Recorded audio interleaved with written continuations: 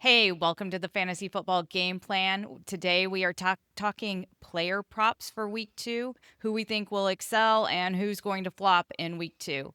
Lots of unders hitting in week 1. Does that continue into week 2? We did pretty well in week 1 and hitting our bets that we had on last week's episode. Quinten, can you review for us? Yeah, so we end up giving out 8 bets on last week's episode. We hit on 6 of them, and we also hit on our parlay. Overall, we were plus 7.66 units. So if you bet $10 on every bet that we said, you would have been up $76. We did kind of just reflecting on some of the bets that we missed. We missed on the Jameson Williams touchdown and the Spencer Rattler under on his completions. And just kind of reviewing those, that game really didn't turn out to be the high scoring affair that we thought. And then I think for passing attempts, I'm going to kind of lean away from them in the future because they're just so game script dependent. We saw New Orleans hang in there and actually like kind of go into hurry up mode, which boosted up his attempts later in the game. Yeah, he had 46 attempts in that game. I had no idea they were going to let him throw it 46 times. So there's no wonder that he ended up with over 18 and a half completions. They really let Rattler go. They did. We saw a lot of unders hit last week across the NFL, and you're already seeing lines being bet down into week 2. So if it does remain, then looks like the public is kind of onto that already. But we have kind of a mix of overs and unders for this week's bets. Which bet is going to kick it off for us? Who do you like? Yeah, kicking off, we're going to lean into what we did well last week, and that was predicting rushing attempts. We really liked looking at the committee backfields and trying to identify a back that we like to be the clear lead. And I want to go right back to Etienne. I really liked what I saw last week for the Jacksonville lead back. He had 16 attempts in the last game, and his current line is at 13 and a half. That's a minus 130 line over at DraftKings. But there's also no Tank Bigsby, so one less mouth to feed in that committee. Etienne is a great pick here. He is the back, and I think this game stays fairly close. As long as it stays fairly close and Jacksonville's not playing from behind, then Etienne's going to keep getting the ball and have that and hit that over. Yeah, I think that Jacksonville wants to keep a balanced approach to just try to have these longer drives and keep Joe Burrow and Jamar Chase on the sidelines. But Yeah. moving on from that one, do you have any other rushing lines you're looking at? So I like Jalen Hurts. It started out at 15 and a half for his longest rush, and I really like that. Now it's down to 14 and a half. I still bet it at 14 and a half. He's only done this twice against a Steve Spagnuolo defense. I think in Kansas City, he's going to have a harder time running the ball than we saw last week. Last week, he was the lead rusher on the team, even outrushing Saquon Barkley, I believe. I I think that don't think probably corrects this week. Yeah, that can't keep happening or the whole team's going to have a big meltdown. This is going to be a little bit different in Kansas City, and it's going to be 92 degrees with a chance of a thunderstorm. Kansas City should definitely have a plan for Jalen Hurts, if nothing else.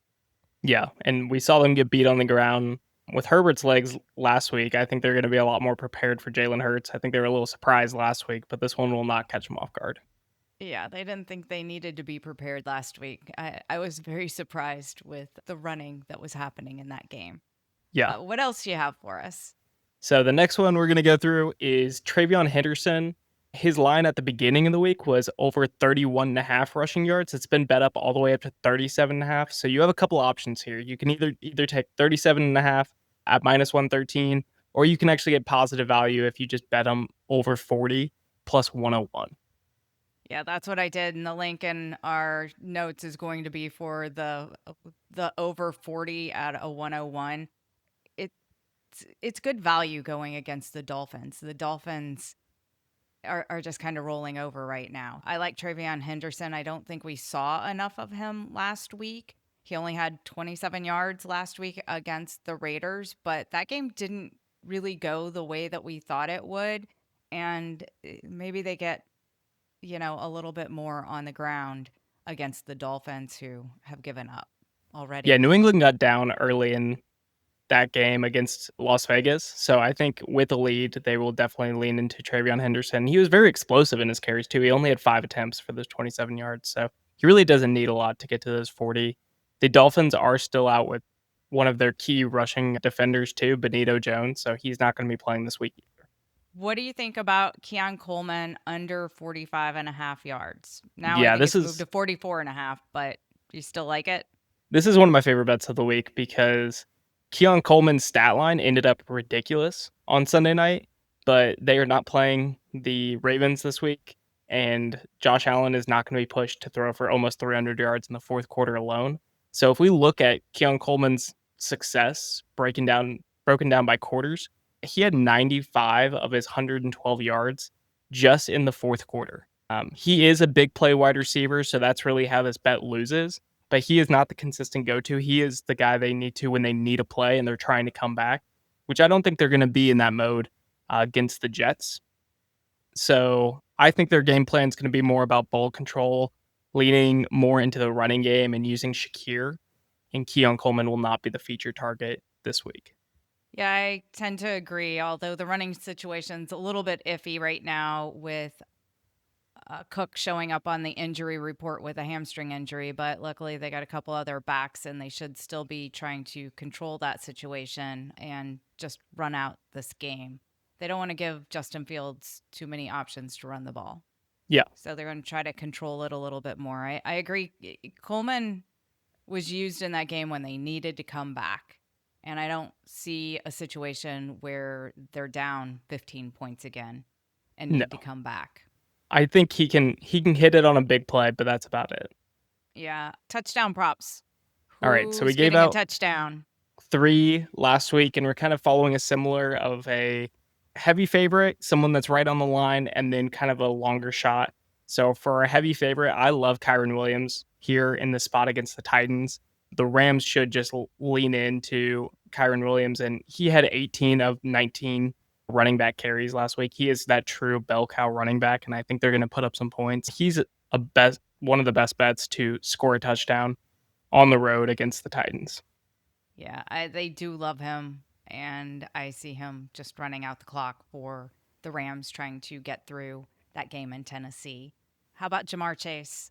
Yeah, at a minus 130 price tag, it feels like we're getting a discount on Jamar Chase. And we think about he was almost automatic last season. So he had a horrific game last week, only about like 27 yards and 2 catches, I think. But I love that bounce back spot against the Jacksonville defense. And I also think with Burrow and Chase kind of have that relationship that they know what they need to like get back to normal. And it didn't work out last week. They're going to try to fix it this week. Yeah, we were all over them and this game in our DFS episode, and I think they bounce back. We can't have Burrow and Chase down after 2 weeks. They got to get a little, more back to average and closer to those season projections. So I do like Jamar Chase getting a touchdown this week, especially at minus 135. Got any long shots for touchdowns? Yeah, the next one I wanted to bring up was Tyler Warren. I really liked what I saw from the rookie tight end in Indy, and we don't really know his true touchdown rate. The sportsbooks are still trying to figure it out too because he's only had 1 game under his belt, so we don't really know how often he's going to be used. The thing that is very promising is just how much of a feature target he was in that offense and the creativity in getting him involved. He was even used as a runner in short yardage situations, so I can see them if they get down to the 2-yard line, they call up a play for a Tyler Warren handoff, and you have multiple ways for this bet to hit at a plus 235 price tag.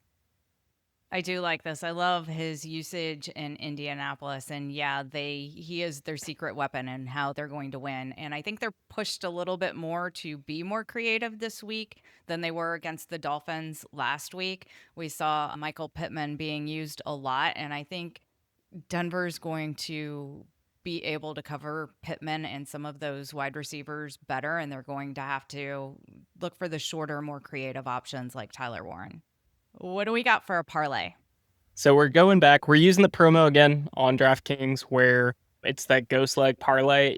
We just have to get 2 of these 3 bets for it to actually cash a plus 564 price tag. So if you put $10 on it, you'd be winning 56 and 40 cents.